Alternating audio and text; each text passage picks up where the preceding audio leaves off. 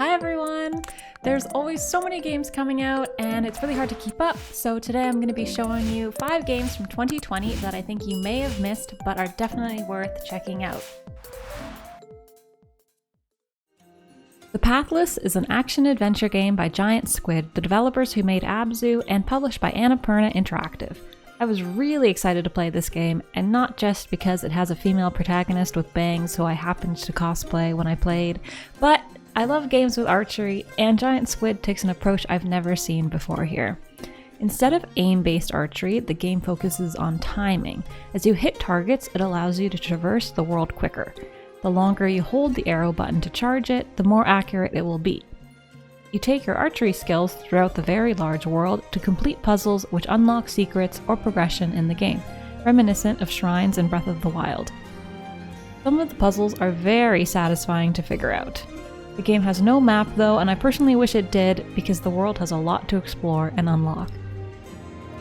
Alongside your eagle companion, who you start to grow a very strong bond with, there are also exciting action scenes where you fight huge creatures.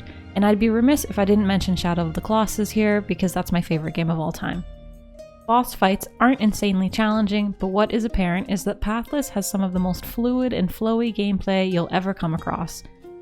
The amazing soundtrack was done by Austin Wintory, who also composed for the game Journey, and I think that you'll find this game can be very relaxing but also really exciting at times too.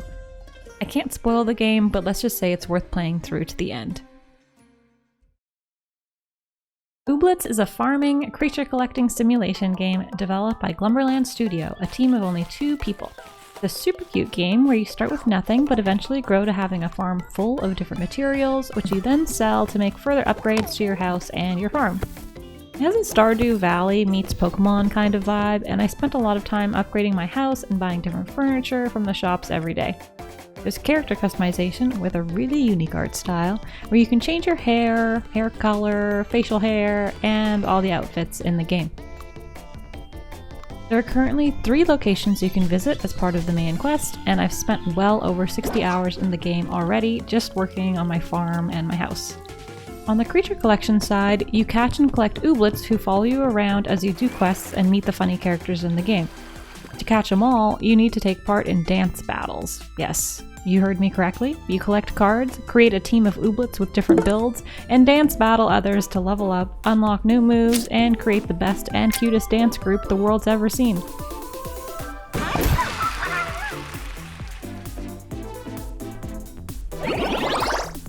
You may have missed this game because the game is still in early access, but there's definitely lots to do, and although the developers just had a baby, there will be another new zone to explore added this month.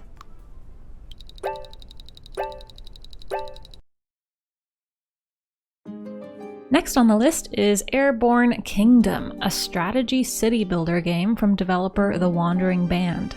You're tasked with building a beautiful city, keeping the people who join you happy while exploring the world and completing quests along the way. You have to be really compact when building your city, which is a unique challenge, in addition to keeping it balanced so it doesn't tip too far to one side, since your kingdom is flying through the air, which is such a unique addition to the city building genre. There's a pretty healthy research tree to work through, resources to keep track of, and different builds you can make with your kingdom. It has a super relaxing soundtrack, and although it's fairly meditative because nothing is trying to attack you and the scenery is beautiful, it still has a fair amount of challenge, which I liked. I definitely recommend you check out this game if you're a fan of city builders in general, because I really feel like the developers tried to bring something unique to the table. I finished the main quest of the game in about 10 hours, but they're still adding to it.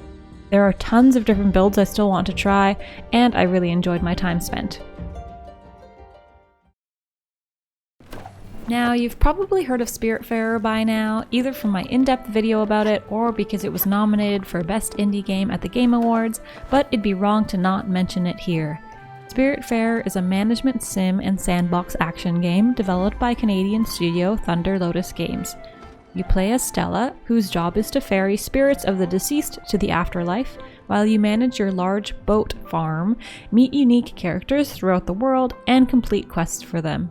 It takes the mechanics of a really good sandbox game and adds the wonderful, heart-wrenching, wholesome stories of those who you help accept face death and grief.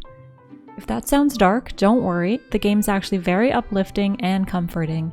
It walks you through creating connections with these characters as you help them along the way. The art and animation in the game is top-notch as you traverse gorgeous environments throughout the world. There's farming, cooking, playing music, fishing, mining, light combat, and a lot of story to unravel. It's the kind of game that is a very rare gem which can help you through dark times, can change your life, and may just become the most important game you've ever played.